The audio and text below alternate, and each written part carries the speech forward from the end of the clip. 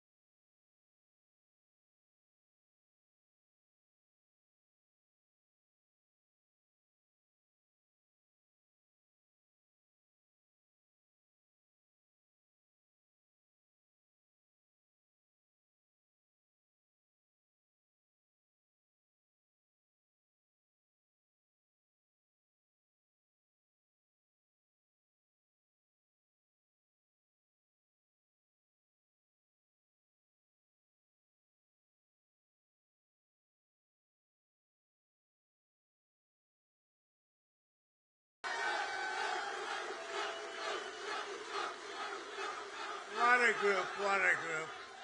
All champions. USA.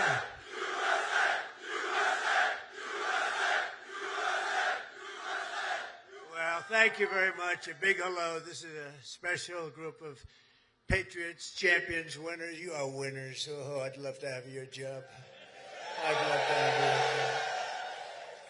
And a very special hello to the greatest sailors anywhere on the seas, the incredible men and women of the United States Navy. Very special people. Thank you very much.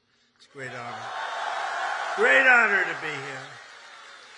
But I'm thrilled to be here among thousands of proud American patriots aboard the 100,000 tons. That's a lot of tonnage. Forward deployed symbol of American might, power, and prestige, the legendary USS George Washington. This is some ship.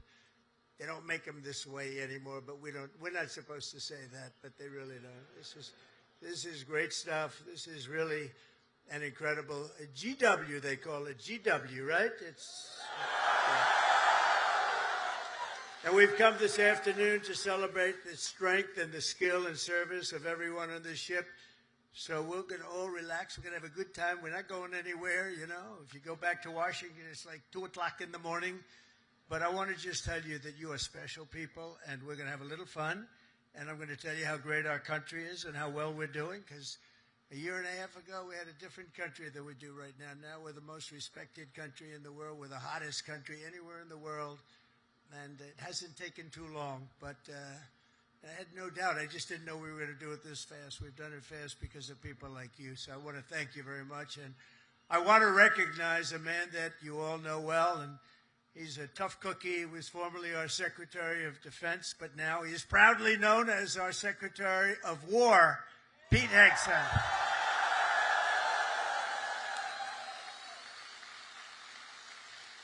And, you know, I don't say this. He gave up a hell of a job. They were going to pay him millions of dollars. They didn't want him to leave. That crazy fox, they didn't want him to leave. But he wanted, you know, every time I'd go on that show, all he wanted to talk about is the military. And I said, you know, if I ever do this, I'm going to bring this guy along with me. He knew more about it than anybody. He didn't want to be doing the other stuff. And he had a chance. He could have made so much money he wouldn't have known. He didn't want that. This is what you wanted, Pete. He's so happy now.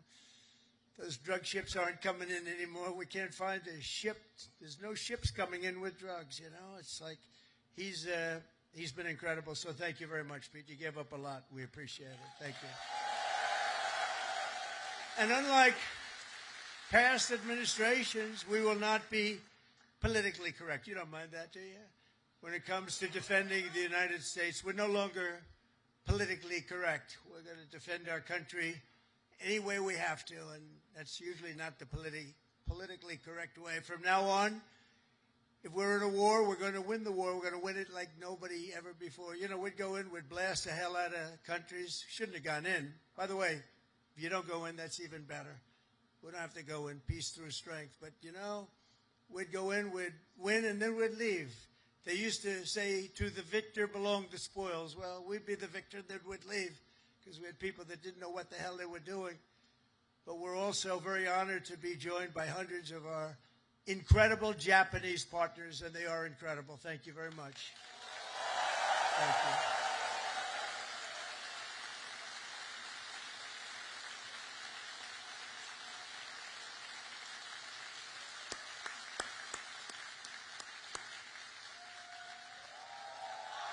This woman, that's right. This woman is a winner. So, you know, we've become very close friends all of a sudden because their stock market today and our stock market today hit an all-time high. That means we're doing something right. But the cherished alliance between the United States and Japan is one of the most remarkable relationships in the entire world. Really, there's never been anything like it. Born out of the ashes of a terrible war, our bond has grown over 8 decades into the beautiful friendship that we have. It's a foundation of peace and security in the Pacific. You see it? So on behalf of all American sailors stationed in this beautiful country, let's hear it for our allies and the Japanese self-defense forces and all of the Japanese people that we love and respect.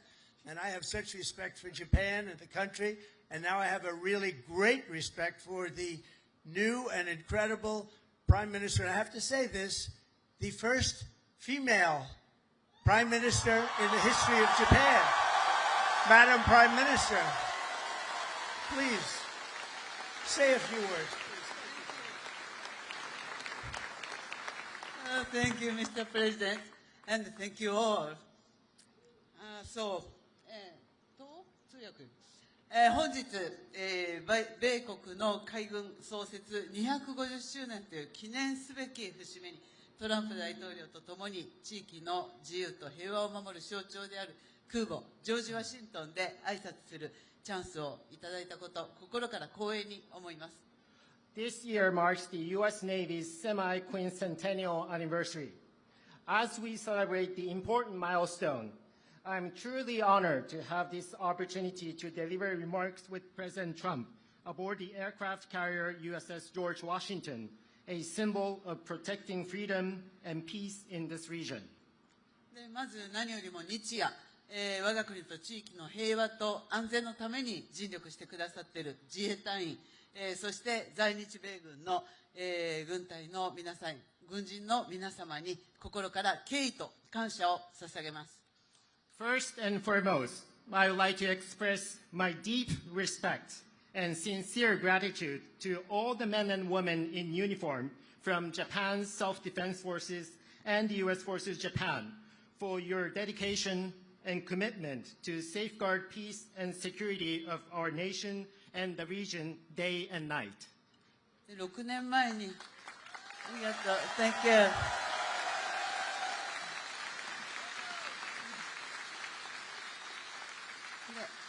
6年前、この横須賀の地で、トランプ大統領と、亡くなった安倍晋三、総理が、日米が共に手を取り合って、この地域の平和と安全を確保していくという決意を示しました。6 years ago, at this same place, here in Yokosuka City, the late Prime Minister Shinzo Abe and President Trump stood side by side and demonstrated their resolve that Japan and the United States would join hands to ensure peace and security in this region. 今ここに再び日米の最高指揮官が並び立ったこの機会に、私はその決意を引き継ぎ、インド太平洋を自由で開かれたものとし、そして地域の平和と繁栄の礎とする決意を新たにしました。Now, as the two commanders-in-chief of Japan and the United States stand together once again, I have renewed my determination to carry forward that resolve and to make the Indo-Pacific free and open so that it will serve as the foundation of peace and prosperity for the entire region. 今、我々はかつてないほど厳しい安全保障環境に直面しています。平和は言葉だけではなく、確固たる決意と行動によってこそ守られます。Now we are facing an unprecedented severe security environment. Peace cannot be preserved by words alone. It can be protected only when there is an unwavering determination and action. あちらに見える最上とマヤを含む自衛艦とこのジョージ・ワシントンは数多くの訓練を重ねてきました。でまた横須賀にいる多くの、補給整備に携わっている、日米関係者の皆様、そして地域社会との絆が、米国海軍の活動を長年にわたって支えてきました。こうした幾層にもわたる日米の協力が日米の抑止力対処力を確かなものとしております。From where we stand, we can see Maritime Self-Defense Forces Mogami and Maya, vessels of Japan's Maritime Self-Defense Force, and USS George Washington have conducted numerous joint exercises. Just as importantly, there are so many Japanese and American personnel working for logistics and maintenance here in Yokosuka. And there's also a strong sense of bond with the local community here. Those are what have been supporting the activities of U.S. Navy over the years.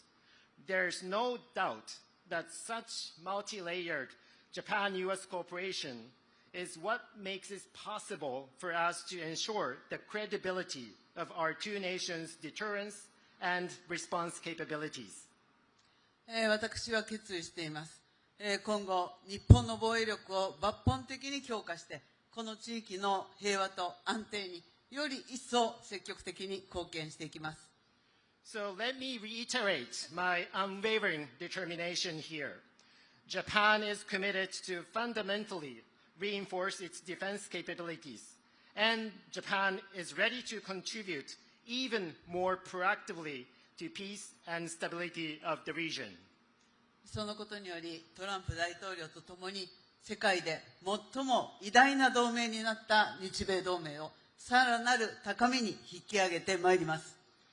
Through these efforts, together with President Trump, I am determined to elevate the Japan-U.S. alliance, which has already become the greatest alliance in the world, to even greater heights. 日米は共に帆を掲げ、自由で開かれた海を進みます。この横須賀から紡がれる航路は、日米の絆を輝く未来へと導くことを確信しています。Japan and the United States will advance together with our sails raised high across a free and open sea. And I am very confident that the sea route from Yokosuka will make our bond even stronger and bring our two nations on the path to a shining future. Thank you.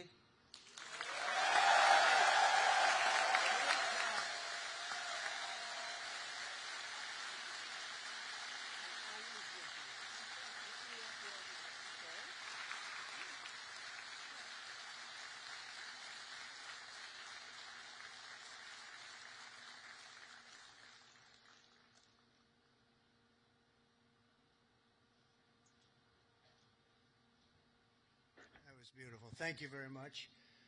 And we will have a long, good relationship, and we'll have fun doing it. You know, you have to have fun, although sometimes it's never fun. She's tough to negotiate with, I want to tell you. But I'm delighted to report that I've just approved the first batch of missiles. You saw a couple of them coming down with me. I hugged them. We need them. They're the best in the world. Nobody has them like we have them. They all want our missiles. That's the problem. Everybody wants them. But it's the first batch of missiles to be delivered to the Japanese self-defense forces for Japan's F-35s. and they're coming this week, so they're ahead of schedule. So I just want to tell Madam Prime Minister, they've been waiting for those missiles, and we got them here right away as soon as I heard about it. I want to thank former Senator, a great gentleman, by the way. He was so popular, but I took him out, and I made him Secretary of State. I think he was born for it. Marco Rubio, thank you very much, Marco. Where are you, Marco? Great job. Great job. He was born for it. Ambassador George Glass, thank you very much, George. Good job you're doing. Thank you. And many of our outstanding uniform leaders with us today, including the head of the Indo-Pacific Command, Admiral Samuel Paparo. Where is Samuel? Hello. Good, but these are good-looking people. Could make a movie with these guys. They're like Central Cat. Look at this group of people. Commander of the U.S. Forces, Japan, General Stephen Jost. Thank you, Stephen. Thank you very much. The commander of the 7th... Oh, that's a big deal. I think you want to switch jobs for 1 week. Only for 1 week, all right. 7th Fleet, big stuff. Vice Admiral Fred Kacher. Fred, thank you very much. That's great. And the commander of Carrier Strike Group 5, Rear Admiral Eric Pappy Andoze. Hello, Pappy. That's great. Good. Thank you very much. And, of course, we can't forget about your command triad aboard the George Washington. There's nothing like this one. This is a beauty, and I hear your commanding officer is a big Alabama football fan. You know, I love Alabama. I love Alabama. Captain Timothy Waits, and let me just say, roll tide. You know, I love Alabama. Roll tide. Where's Timothy? Where's Timothy? That was a hell of a game this week. I don't know how the hell you pulled that one out. That was, if you didn't win, I wouldn't have mentioned it. I would have just introduced you. I wouldn't have. But you came back from oblivion. Isn't it nice coming back? You know, coming back is good. Thanks as well to your XO, Captain Patrick Blind. Patrick, where is he, Patrick? Patrick, thank you. Highly respected person. All of these people are the best. Look at them. I mean, you look at them. They could have any job they wanted. They could walk down to Wall Street, make a fortune. They wouldn't do that. They like what they're doing, and nobody does it better, as well as really one of the most important people on the ship. Have you ever heard of Command Master Chief Tony Roberts? Have you ever heard of him?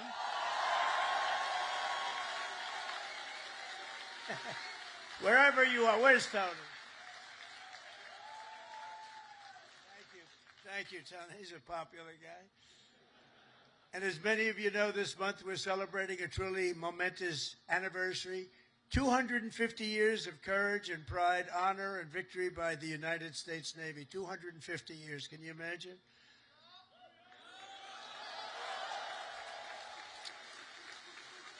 And 3 weeks ago, Melania and I flew to Naval Station Norfolk. I think many of you probably know that, and witnessed an unforgettable display of pure American dominance at sea. It was incredible to watch. They gave us some play. Then I said, slow it down, costs a lot of money. Let's save it. You know, let's relax a little bit.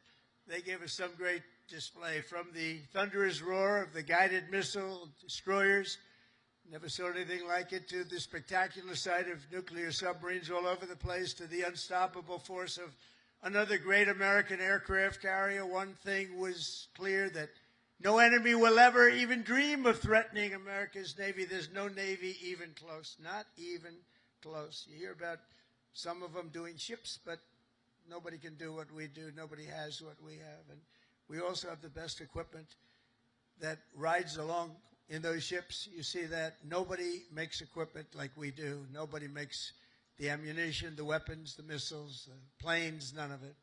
And if they do, the American sailor stands ready to crush them and sink them and wreck them and blast them into oblivion, right? We have to.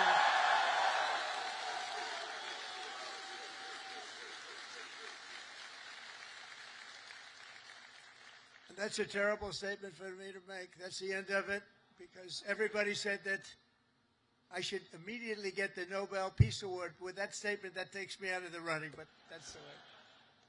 That's the way it is.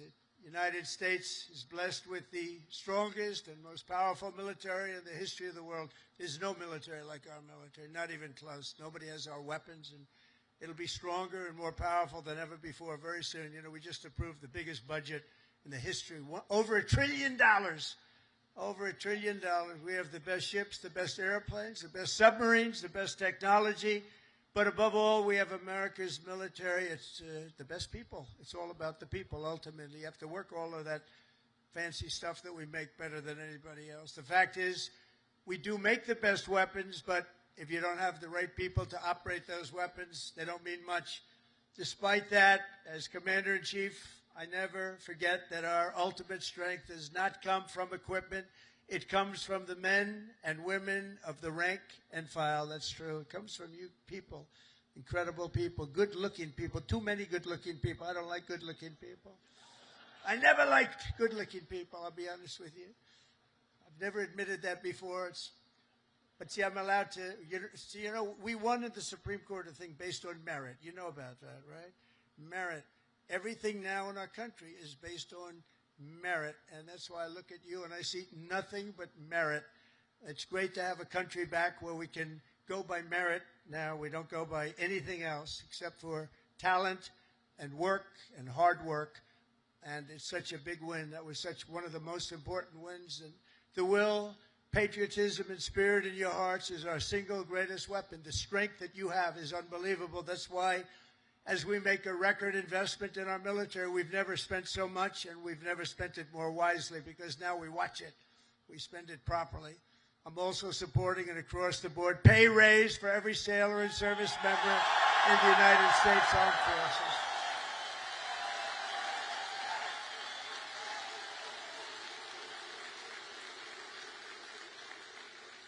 Now, if you don't want it, you want to give back to your country, just let us know. We won't give it to you. Is there anybody in that category? Huh? But now, all we really have to do is get the Democrats to approve it. But they'll come along. They always do, you know. They always do. And because I heard that the sailors on the George Washington took a hit to your family separation pay, you know what I'm talking about, right? You took a little hit to be here, right? By returning to the port, you returned early for this event. I am delighted to announce that as your sort of boss, I don't feel like your boss, but I guess I am. At least you'll be happy about this one. At my direction, we're going to make sure that you receive the full amount that you were owed for the deployment. And we're not going to deduct anything because you came in to listen to your commander. I'd like to be an admiral. I always wanted to be an admiral, to be honest. Don't tell the other people that I love so much. You know, they sit around the table, they have all those beautiful stars and stripes. But I'll tell you what I love. I will always love the admirals. I love those uniforms. And I look at these guys. I don't think I would have done very well if I had to compete with these people. They're too good. But I always felt that the Navy is a very special group of people. And I see it when I see you. I see it over the past 11 months. The spirit of our military has been soaring like never before. You know that. The spirit of our country has been soaring.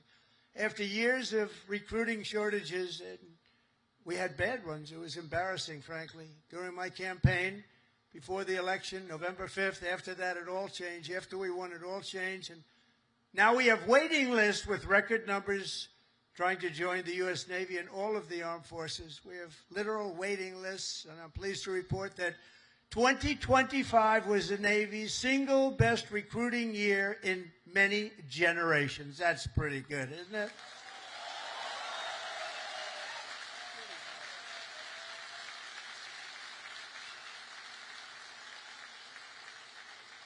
But, you know, think of it. It seems like I've been up here so long, and it seems like I've been doing this for a long time and a half. We had a great first term, but nothing like what's happening now. We had the greatest economy in the history of our country. I rebuilt the military in the first term, and then they gave a lot of it away to Afghanistan. But it was really just a tiny speck, but it was the concept of what it was. But we rebuilt the military, and we did so many things in the first term, but we're blowing it away right now. But think of it, just 1 year ago, I was in the middle of a campaign. Can you believe that? It doesn't feel that way. I said, you know, you're right. It's not November 5th yet. We have another week or so to go. I was campaigning 1 year ago, and look at all the things that we've done since this unbelievable day, November 5th. That's when it all changed. When we won on November 5th, it all changed, and we went from a country that wasn't respected and a lot of people that had no spirit. That includes joining the police, the fire departments.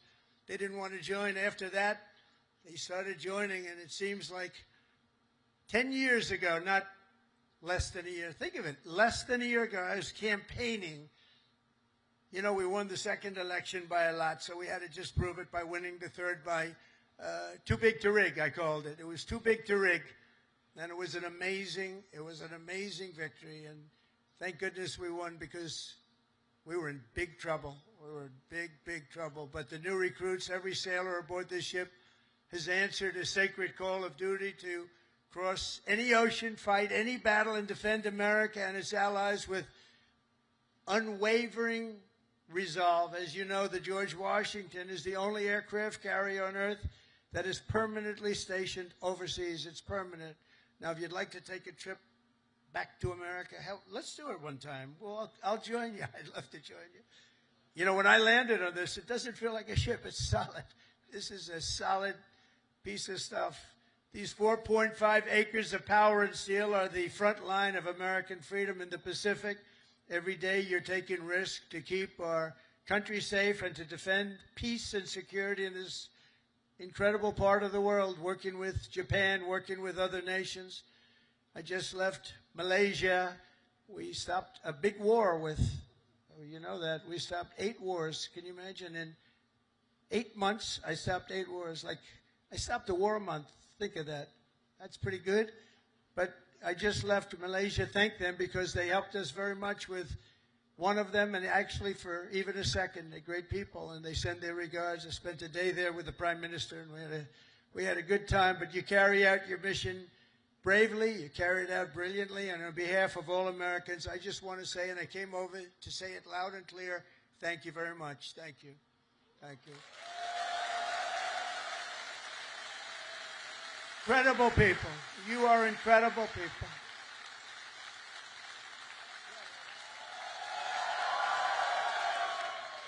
They actually have the best location, because if they're really good looking, they end up in Hollywood. You know, you're not going to, you have a great look, but you're not going to end in Hollywood. They can just see the back of your head, all the media. Look at all the fake news back there.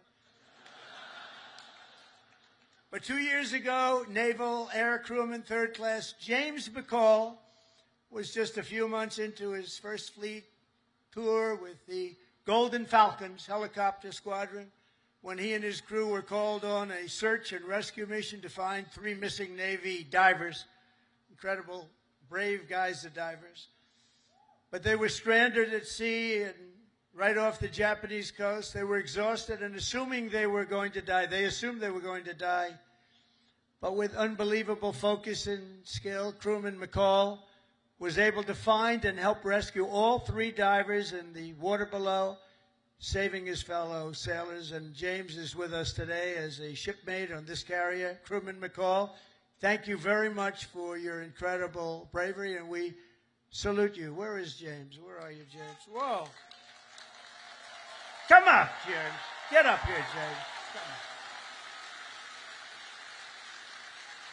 Come up here. Look at this guy. He's a good-looking guy. Get out of here, James. I don't want you up here. No, come here, James. Nice to meet you. You want to say something? Come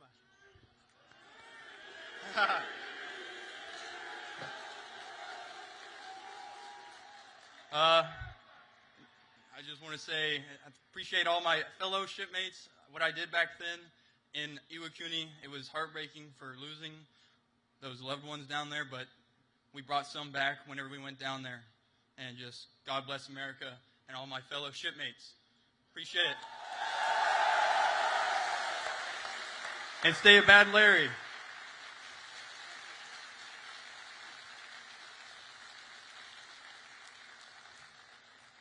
I was wondering, maybe he almost stayed up. He could have been up here for a while. You did that very well. He's going to be running for office next week. You what? Great job, James. A lot of bravery, too. But as James' story reminds us, the Navy is a family and a team, and each of you has a vital role to play. Gathered here this afternoon are some of those whose toil and sweat gets our magnificent planes in the air and brings them safely back home. And we have the shooters and the gear dogs and the paddles and the white shirts and, of course, the blue shirts, the yellow shirts, the red shirts on the flight deck. And all over the hangar bay, I want to thank you all. You're incredible people. I saw some of you we're rushing to get down here, and they want to take pictures up there, you know. They're very aggressive people. Sir, can I have a picture? They're supposed to be standing at attention. Sir, can I have a picture, sir? Yeah.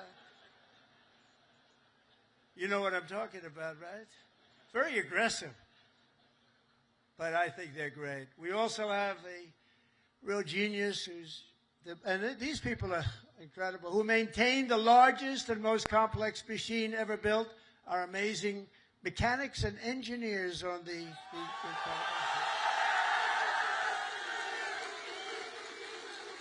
And I asked you, Captain, you know, I'm building aircraft, I'm building a lot of things, but I said, Captain, you got to tell me something. I know a lot about these ships. I know a lot about these things, building. I want to know, catapults, which is better, the electric or the steam? Okay, ready? You guys, that's what you do, right? This is so much better. You know, they go out, hire a consultant for millions of dollars that was never on an aircraft carrier before.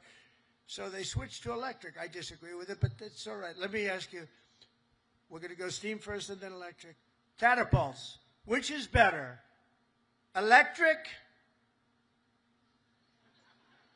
or steam?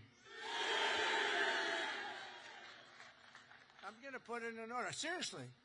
They're spending billions of dollars to build stupid electric. And the problem, when it breaks, you have to send up to MIT, get the most brilliant people in the world, fly them out. It's ridiculous. The steam, they said they can fix it with a hammer and a blowtorch. And it works just as well, if not better. And I love the sight of that beautiful steam pouring off that deck. With the electric, you don't have that. So, you know, we did the Ford in electric, the cost overruns, everything else. But, you know, I hope it's going to be okay, but I like steam. We're going to go back to steam. They change just for the sake of changing. I said to the architect, have you ever designed a ship before? You know, he only did the biggest ship in the world, right, the Ford. But we're going to go back. Okay, now let me ask you the second question. Hydraulic for your elevators or magnets? You know, the new thing is magnets. So instead of using hydraulic, that you can be hit by lightning and it's fine. You take a little glass of water and you drop it on magnets. I don't know what's going to happen. So, you know, the elevators come up in the new carriers. I think I'm going to change it, by the way. They have magnets. Not every tractor has hydraulic. Every excavator, every excavating machine of any kind has hydraulic. But somebody decided to use magnets for your elevator. Maybe they're good. Which is better, hydraulic or magnets? What the hell is wrong with these people? Can I ask you, the top-ranking gentleman right here? Seriously, I'm putting out an order. I'm going to sign an executive order. When we build aircraft carriers, it's steam for the catapults, and it's hydraulic for the elevators. We'll never have a problem, okay? Do you agree? He agrees. Everybody agrees, but these people in Washington. All right. We're going to do that. I'm serious about it. It bothered me so much. I'd see the costs come in. They spend $900. This is not on my watch, so, you know, if it was on my watch, I would be very quiet about it. I wouldn't be talking about it. They spent $993 million on the catapults, trying to get them to work. And they had steam, which works so beautifully, and it has for 50 years, right? So we're going to go back. Seriously, fellas, I want to make that change. I'm going to do an executive order. I'm not going to let them continue to do this. They're trying to make it work. They're trying so hard, and they have something that's perfect. So we're going to go back on that and the magnets. Thank you very much. And, of course, we cannot forget the daredevils and the pilots of the famed carrier Air Wing 5, known as Team Badman. What the hell is that all about?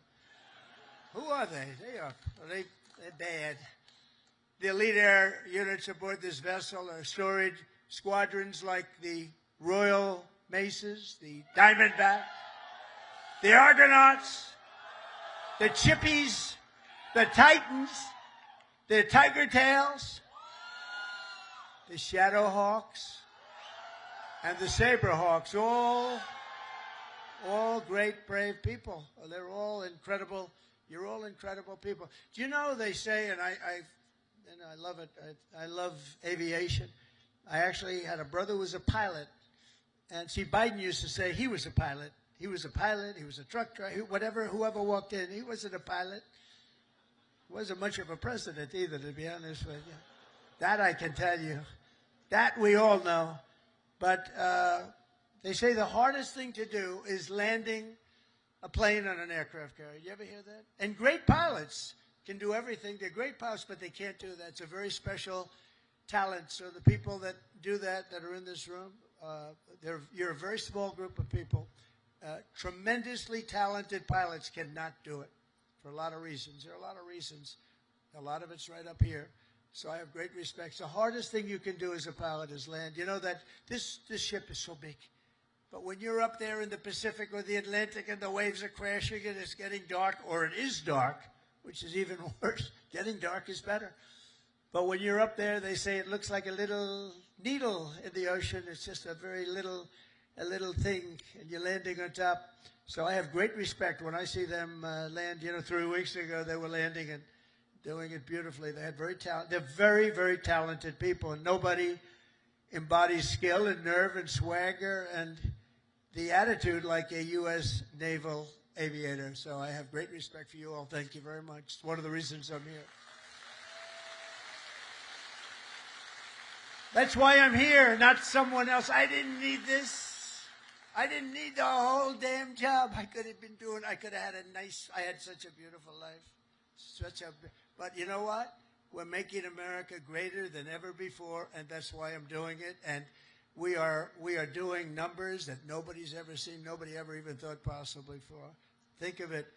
A year ago, we were a dead country. We were like a dead country, and now we have the hottest country anywhere in the world.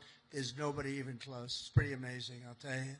None of it would be possible. All of these things that we're doing, all of the respect that we have, it's really because of people like yourself. And the armed forces generally, it's amazing. The job that you all do, none of it would have been possible. And all of those important missions in the Navy, the devoted members of the Food Service Division serving up to 14,000 meals every single day. How's the food? Good? They say it's good. Is it good? I hope it's good. It's probably my kind of food. I like that kind of food. But they don't get the credit they deserve. I want to just thank them very much and congratulate 14,000 meals. Let's also hear it for all the sailors holding the American flag high at Seafay, as well as the crews from the ferocious Desron 15. Desron 15.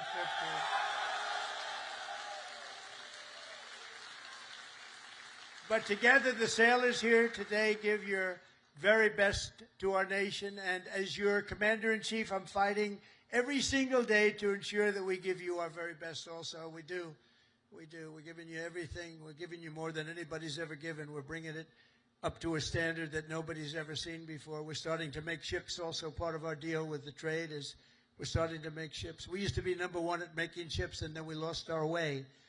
But now we're starting to make ships again, and we'll do it very soon. It's not going to take that long, but it's a process. It's not like making a bullet. It's not like it's a big, long process. We've got it going, though, I think, in the right direction. I think within a short period of time, the Philadelphia yards, as an example, is now owned by a group that's going to be making a lot of ships, a good group of people. And we're going to be working also with Japan on making ships. We're going to make a lot of ships again. We used to think of it, we were number one. And then over the years, they just lost their way. They started making other things. They stopped making ships. So we're going to be making ships again. We've more than, think of this, $17 trillion, trillion with a T, pouring into the United States of America from all over the world. And that's the biggest number in the history of any country. And by the time, and this is in 8 months, really. We're here 9, but this is in 8 months. Over $17 trillion. As an example, the last administration did less than $1 trillion in 4 years. We did more than 17 trillion in 8 months.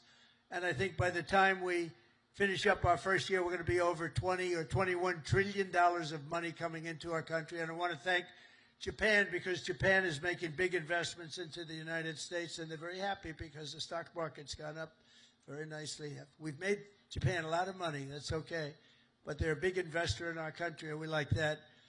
But think of those numbers. We weren't doing it anywhere near. We were laughed at, and now they're all saying they've never seen anything like what's happened in such a short period of time. And I was just told by the Prime Minister that Toyota is going to be putting auto plants all over the United States to the tune of over $10 billion. So that's Toyota. So go out and buy a Toyota. And that's a lot to do with, because right now we have all the AI plants. We have so many things happening in the United States. And it's because of November 5th, Election Day. But it's also because of tariffs. The tariffs have been so good. We're taking in trillions and trillions of dollars. I heard them before I came up. I heard you're all on television now. They're talking to all the networks. Everybody's covering it. Look at these characters back. Look at all of them. And and they were talking about the tariffs. The tariffs have, nobody understood tariffs like I understood tariffs. And the tariffs are having people go into our country and spend tremendous numbers like we've never seen. And that brings jobs with it. It brings jobs. It brings importance. It brings everything. It brings a strong military. It brings a lot of things to other countries. I mean, if you look at some of the deals that we did, if India is going to go to war with Pakistan, and as you go to war, we're not going to do any trade. We're going to put big tariffs on both countries. And they said, well, I guess we're not going to go to war. 2 nuclear powers, we stopped it. But we stopped a lot of wars. Tariffs, without tariffs, we wouldn't have national security like we have it. We've never had national security like we have it right now. And literally a year ago, you had very little national security. You had people that didn't have a clue. American strength is roaring back like never before. And with your help, America is respected once more. And it is respected at levels that we haven't seen before. On my first day back in the White House, I deployed the men and women of the United States military to stop the invasion on our southern border, right? It was an invasion, losing hundreds of thousands of people to fentanyl and to drugs, and now we have the most secure border in American history. For 5 months, they said no people came into our country illegally. They came in through a legal process, but nobody came in through the southern border. Can you imagine? Even I can't, it's hard to believe that, and we do have it tight as a drum, but that's what we have to have. If you don't have borders, if you don't have a fair media, you need certain things. You need a good, fair media. They're getting better. They're not there yet, that I can tell you. But they're getting better. But you need borders. You got to have borders in a country, or you don't have a country. And now we have a border that the likes of which this country has never seen before. And people respect us for it. With the help of our war fighters, we're decimating the savage drug cartels that poison our people. 200,000 people, maybe more than that, died last year because of what came into our country. Through an open border policy where 25 million people poured into our country, totally unvetted, totally unchecked. They came from prisons. They came from mental institutions and insane asylums. They were drug dealers. They were bad people. 11,388 were murderers, half of which committed more than one murder. They let them into our country. We're getting them the hell out. We're getting them out. We're getting them out fast. Is that okay with you? Yes, right? I have no doubt. Got to get them out. Just an unforced era. And we're also straightening out our cities. Washington, D.C., our beautiful capital, was a killing mess. People getting killed all the time. It was very high crime. And we sent in our National Guard, again, great people. And I don't say they were totally politically correct. That's okay. And now it's very safe. Now it's considered a very safe. It took 12 days. We got 1,700 people, career criminals, many of which came in through Biden's open border, and they infiltrated our nation's capital. And we had a very unsafe capital, but for years before that it was very unsafe. Now it's as safe as there is anywhere in the country. You can have your daughter, your girlfriend, your wife, your boyfriend walk right in through the middle. Nobody's going to touch them. The crime is down to almost nothing. It's a whole different ballgame. It took literally 12 days, but let's give us a month to do it really. We had it drum tight, and it's a beautiful thing. And our people in the service, and you know, people don't care. If we send in our military, if we send in our National Guard, if we send in Space Command, they don't care who the hell it is. They just want to be safe. And we have safe cities now. We're starting in Memphis. And Memphis was a disaster. It's been there. They've been there for 2 weeks, and it's a whole different story. Crime is less than half, and within a month it'll be gone. Getting rid of all the bad ones. And we're going to go into Chicago. We're going to go into our cities. We're going to clean them out. We're going to straighten them out. And we're going to have safe cities because you want to protect safe cities. We're going to have beautiful, safe cities, and it's happening very quickly and very easily, actually. It's easy for us. It's hard for them. And we have to have a little more help. It doesn't matter, really. We can do as we want to do, but it would be nice to have more help from some of the Democrat governors that don't mind. In Chicago, 2 weeks ago, 4 people murdered, 11 people shot. This weekend, it was like terrible, much worse than that. And then we have a governor that stands up and says, oh, it's wonderful. It's not wonderful. And what we're doing is we're going to make it totally safe. It'll be very safe very soon. And we're doing that with all of our cities that are troubled. We have cities that are troubled. We can't have cities that are troubled. And we're sending in our National Guard. And if we need more than the National Guard, we'll send more than the National Guard because we're going to have safe cities. We're not going to have people killed in our cities. And whether people like that or not, that's what we're doing. And you've been watching what our missiles do to boats and ships and submarines. How about the submarine?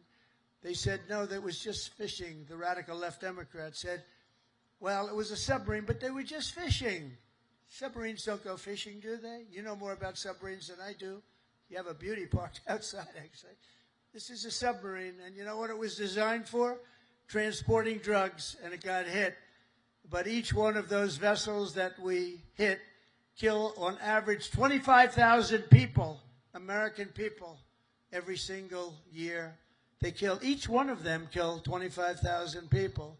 So we have to stop it, and we have stopped it. And I want to thank Pete for having the courage to do it. And believe me, people are very honored that you do it. 25,000 people for each boat. For many years, the drug cartels have waged war in America, and at long last, we're finally waging war on the cartels. We're waging war like they've never seen before. And we're going to win that battle. We're winning it already. The sea, I mean, the only problem is nobody wants to go into the sea anymore. Even the fishing boats, they say, let's take a pass. But they don't want that. But we're knocking them out one by one. And very importantly, we've almost stopped completely the drugs coming in by sea. And now we'll stop the drugs coming in by land. That's going to be very easy. More importantly, we're ending wars. We're ending wars all over this planet. And as you know, and I said before, I ended 8 wars in 8 months, the most of any president in history. No president that we know has ever ended any war. A lot of them go into wars. But this includes Kosovo and Serbia, the Congo and Rwanda, Pakistan and India, Israel and Iran. You saw that. How about those B-2 bombers? They went in there. They took out that nuclear capability. Iran would have had a nuclear weapon within 2 months. Not anymore. Egypt and Ethiopia, Armenia and Azerbaijan. That was going on for 35 years. Big, horrible war. And just this month, we ended the war in Gaza, in the Middle East. We ended the war in the Middle East. Nobody thought it was possible. And we also just signed a deal in Malaysia between a war that was just starting, Cambodia and Thailand. So we saved millions and millions of lives, and I did it mostly verbally. We didn't have to get you involved. When we don't get you involved, that's a good thing. We don't want you to get involved. If I can avoid you getting involved, if I have an ability to do things that maybe other people don't, or we see things, but we stopped a lot of those wars based on trade and tariffs and penalties, and you know they're getting all ready to fight, and then we tell them, No more trading with the United States. We're putting tariffs on your nation, et cetera, et cetera. It's called national security for us, but it's really national security for the whole world. And everywhere we go, America is actually making peace, and it's peace through strength. When they look at this, when they look at you people, they say, we're not going to mess around with them. So it's very important. After years of crippling inflation, back home we had the worst inflation in the history of our country. Energy costs are down. You know, energy costs are way down. Gasoline prices are way down. Grocery prices are way down. We have a little problem with beef. We're going to get that down very quickly, but the prices are way down. Mortgage rates are down despite having an incompetent head of the Fed. I call him too late. He's always too late. He's too late in lowering interest rates. I call him Jerome Too Late Powell. But despite having a totally grossly incompetent guy, we blow through it because we're doing so well. Inflation has been defeated, and workers' wages are rising at the fastest pace in 60 years, and that includes your wages. They're rising in the fastest pace. The workers, I'm not talking about the rich people. Rich people, everyone's doing well. Everyone in our country is now doing well. My first term, we built the greatest economy in the history of the world. We had an economy like nobody has seen before. Now we're doing it again, but this time actually it's going to be much bigger, much stronger. I told you $17 trillion, but it's going to be $21 trillion. And that's numbers that have never been heard of before, much bigger than any other country in the world by literally $16 trillion. It's amazing. The sailors in this ship sacrificed so much for our country, and the president, and I will tell you, the president standing right up here loves you. I respect you and I love you. And I'm giving everything I have to make sure that when you get home, you find an America that is safe and proud and sovereign and free.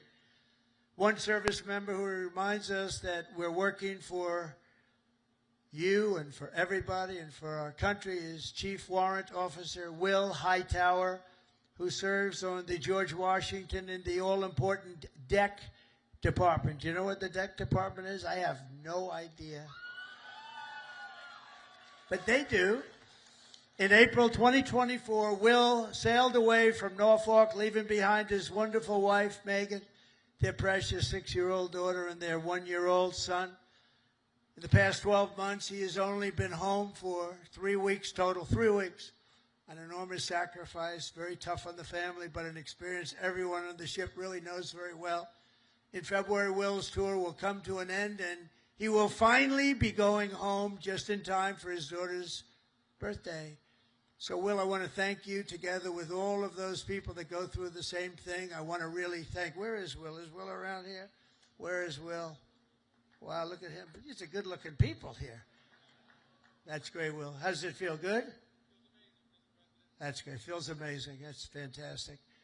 That's fantastic. See, in the old days, I'd say, does your wife still love you? But I don't do that anymore, you know? Does your wife still love you? Yes. Do you still love your wife? Every day. That's good. Okay, that's good. So that's good. Great. Beautiful. Say hello to your daughter, right? And your wife. And just in conclusion, every sailor here today inherits a legacy of valor and grit and glory unmatched in the long history of mankind's voyage on the seas. It's a voyage like nobody's ever had like you have. For 2.5 centuries, America's Navy has preserved the vision of our first commander-in-chief, who gave this ship its storied name, its righteous soul, and its timeless motto, first in war, first in peace. Very famous phrase, George Washington. After 250 years, that is exactly what our country is today. It's first in war, first in peace, first in wealth, first in power, first in science, first in spirit, and first in freedom. And we went through 4 bad years, but now America will always be first again. If you have the right person up here, if you have somebody that understands a lot of different subjects, we're going to be bigger, better, stronger, and more important, really, frankly, to the world. Japan respects us. If you see what's going on all over the world, they're respecting us again. They respect us like never before. The treatment they gave me all over as I go around to different countries is great, but it's really a respect for me, but it's a bigger respect for our country. They respect our country again. They didn't respect our country just a few years ago.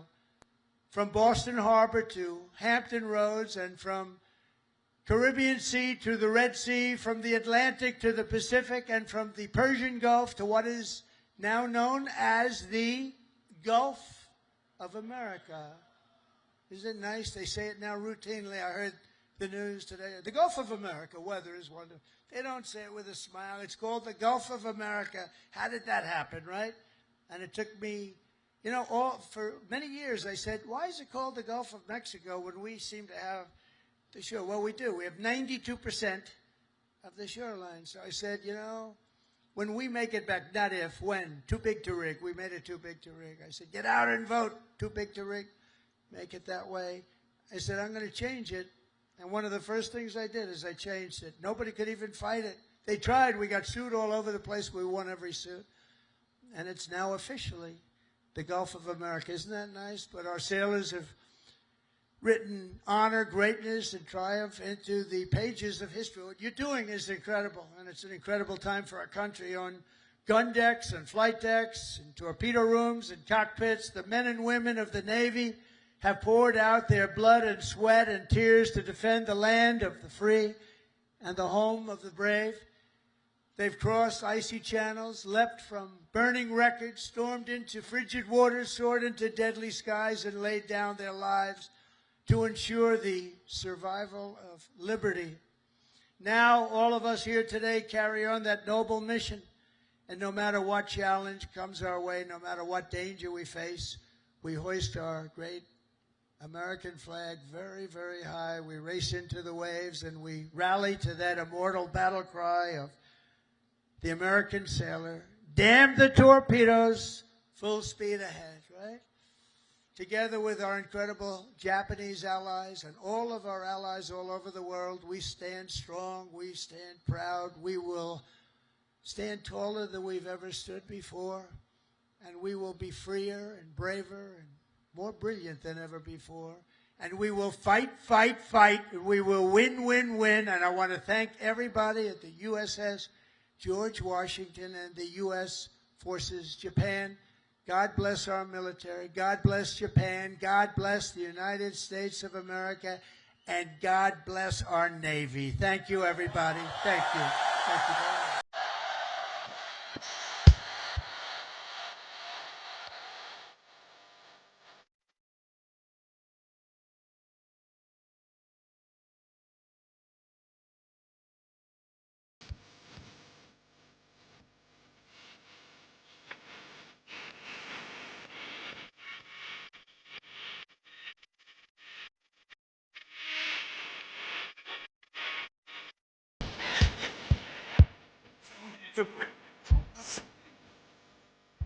Just